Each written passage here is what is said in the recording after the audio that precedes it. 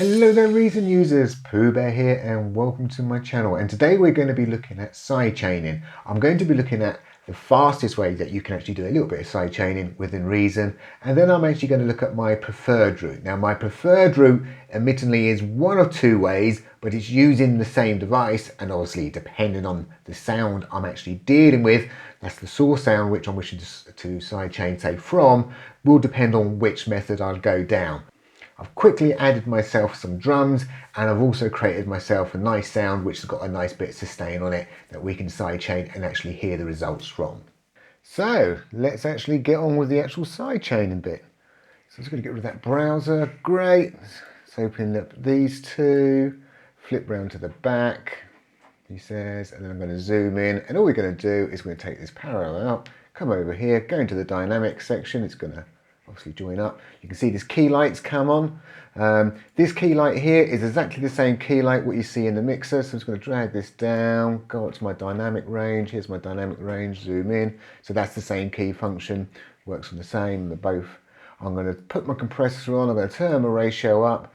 I'm going to have my threshold turned down, and then the release is something you want to play with. So obviously all these settings you're going to want to play with to obviously get your compression right. I've set them this way so you can really hear it. It's going to be so obvious and in your face. So let's get the, let's see, where's our, listen to our sound and then bring the drums in.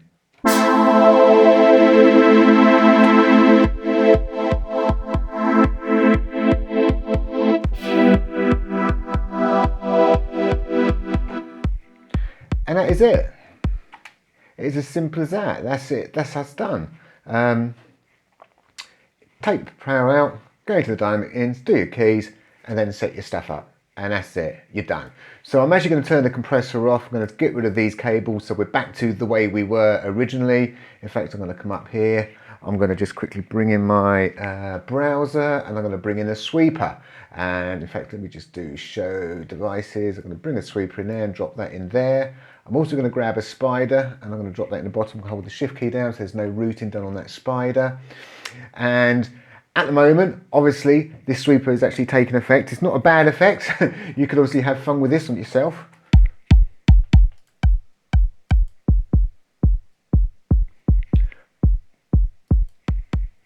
But I'm actually going to put it into bypass mode, as you just heard there.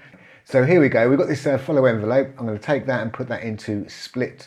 Doesn't matter which split of one you put it in, I just need to put it into one of the splitters because I'm going to invert the signal. That's what I'm really after, is inverting the signal. If I hover my cable over here, this should open up. There we go, I can shove it in the level.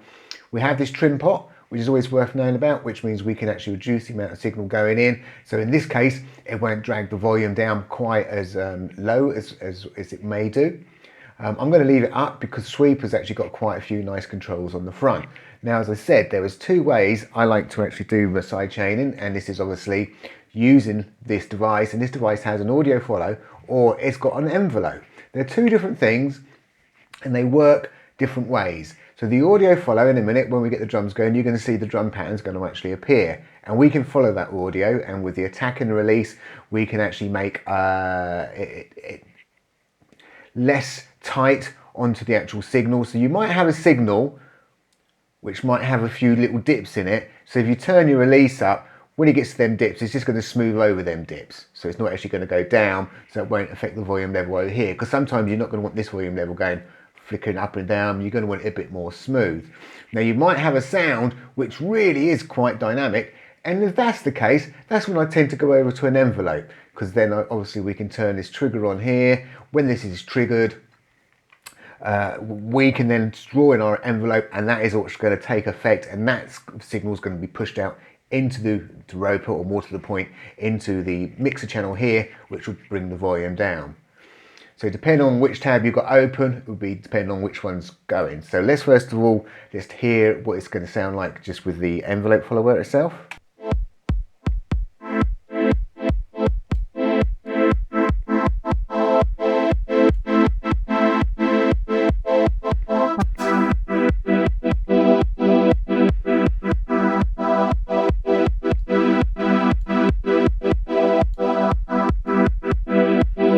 And once again, it's all about playing around with these and getting them right. By bringing the gain down here, obviously I'm going to be pushing less and less signal out, which would reduce the actual volume level coming down. So there's going to be a lot more of the signal coming through.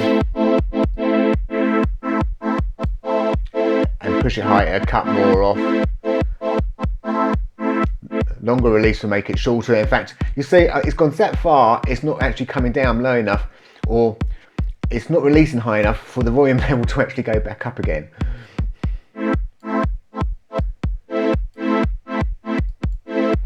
And if we go over to the envelope,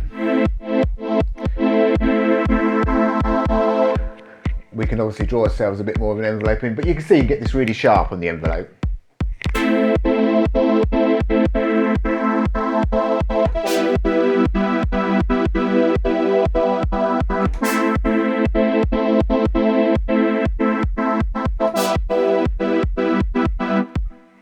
So there is two different ways, and they're the ways I prefer to do, is actually using the sweeper. As I say, depend on my sound. Would I use the envelope and dial it in, or would I use the audio follower? And it really does vary.